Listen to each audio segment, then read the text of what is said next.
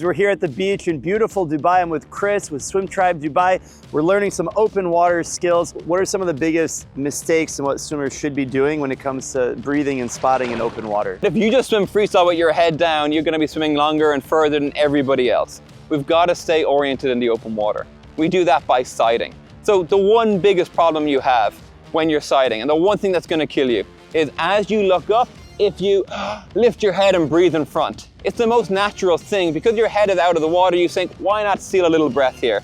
But it's gonna make your body relax, gonna body drop, and generally you'll start pushing down, right? If you do a water polo sight, it becomes exhausting. My shoulders are even burning here on land, right? Because a lot of people turn out swimming with their head always a little bit high, kind of looking, breathing, kind of looking, and your whole body and legs just drop down. You're just swimming with a parachute. You're making life quite hard, right? Because it's buoyant, you've got to look up, push and breathe, and then relax. Switch those neck muscles off. If you turn out looking up and pushing down, because your head is up, so it's not a very good position for buoyancy, and you're pressing down, we now have the perfect recipe for sinking, right?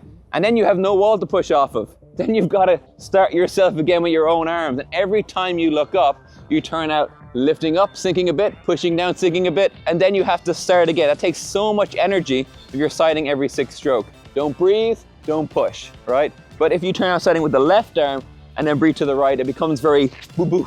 You're kind of rushing through the sight. You go the right hand, it's look up, then you just have time. You have a full arm stroke to look up and to balance, right? So this is why we focus on that side.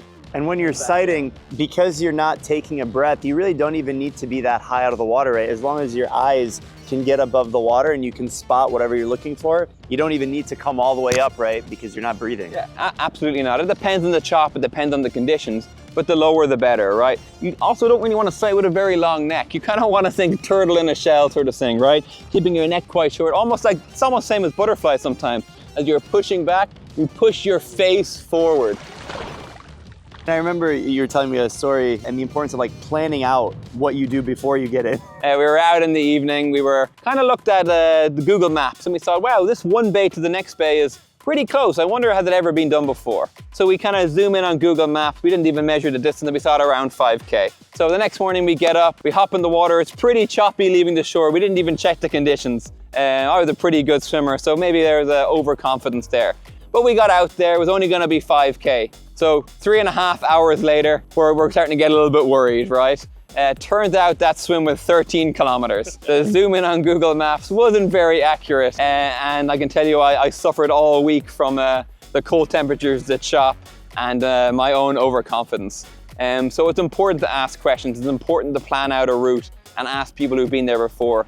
Hidden rocks, things like this, you just don't know. So that's why it's good to find a good group. They know the locations. Every swim is a little bit different. Today we had different fish jumping out of the water. So you never really know what to expect. It's the amazing, exciting thing, but also it's also the cautious thing, right? Make sure you know where you're going and you have people, no matter how confident you are. Swimming in open water feels amazing, but getting in and getting out can be the hardest part. When you come out of the water, you're tired, cold, and just want to get warm as fast as possible. And that's where Dry Robe comes in. It's fast drying, breathable, and lets you change wherever you are, while protecting you from the cold and wind. Think of it as a towel and a changing room all in one. Now you don't have to worry about doing the awkward deck change while holding a towel. Dry Robe works great with swimsuits and wetsuits, so whether you're finishing a swim at the pool or in the open water, you're going to love it. There's several different designs and you'll be surprised just how much room you have in there. This brand was made by a British surfer,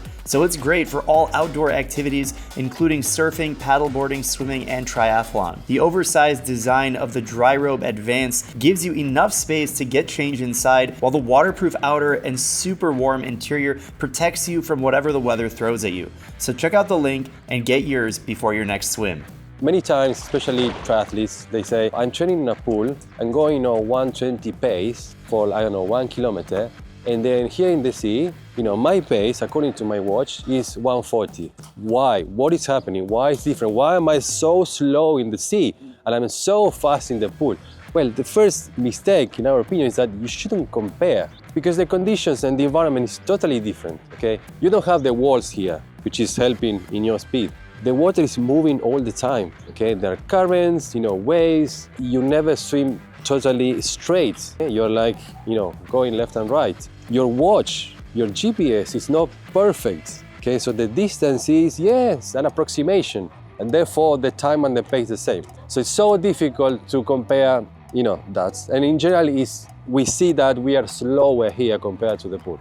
So the trick that we use is try to compare ourselves with someone else. Okay, so that's my reference. Okay, how far, how close I am in my times to that person. Okay, so if I swim with him, I know that he's faster than me. So we do a loop. I say, okay, today I'm 30 seconds, slower than him. Okay, but maybe tomorrow I'm 25. Okay, so either he's aging or I'm getting faster or something is happening. But maybe I'm improving. Okay, so it's a reference, it's a metric. Okay, that we can use. And especially with triathlons, or if you do open water swims, you kind of create these rivalries. And the two rivals might never ever meet or know each other, but they know each other from the results, and you keep following those same times. And again, because the conditions and races change all the time, it really is the best measure to figure out, okay, I'm finally catching those guys that I'm trying to, or they've caught me, right? So I think that really is the best thing. Although we still are going to compare our times from pool and open water, even though we shouldn't, but there's a big difference. Just being in the pack isn't the same about drafting. When I did my first race, I swam, but I said, I know how to swim myself. So I swam the whole 10K just beside the pack. And then the last 1 kilometer, I died. I blew up. And afterwards, some of the guys of the German team, Thomas Lurz, who's a multiple world champion, came up to me and said, what were you doing, crazy Irish guy? And I said, oh, look, I've been doing so many races. He said, no, it's so much better in the pack. So I go to my first Europeans and I remember, okay, I know what Thomas said, swim in the middle of the pack. All right, so there I was, right in the middle of it, between all the big, strong Italian swimmers. I was 20 years old and I was excited. Around 8K, I'd been punched and kicked so much, I died. I remember the last 2K that swim, I hope maybe somebody had dropped an energy gel that I might find. I came out with 2 black eyes, but I learned so much. So just give us a little bit of an overview. When someone's thinking about open water swimming, what are some of the top things they need to think about? So the biggest thing that I see across swimmers and triathletes that really cause bigger resistance in slowing down is the catch, the start of the stroke, right? We want to get power, people saying, okay, my hand enters, I'll get the power moving. But if you think about it, the very start of the stroke, where are we applying pressure? Straight down, what's that going to do? What's the reaction? Lifts our body up, brings our legs down. We are sinking ourselves. People will automatically say, oh, I'm a sinker. I'm just naturally like that. But look, there is hope for everybody. You can improve. Sometimes you don't need to be at your lactate threshold max all the time. It's very inefficient, especially if you're a triathlete. You're gonna get on the bike and then you're gonna swim. You gotta learn to just do enough. Just notice these issues, right? Just notice, try to consciously correct, but keep in mind, it will take time to automate these processes a little bit.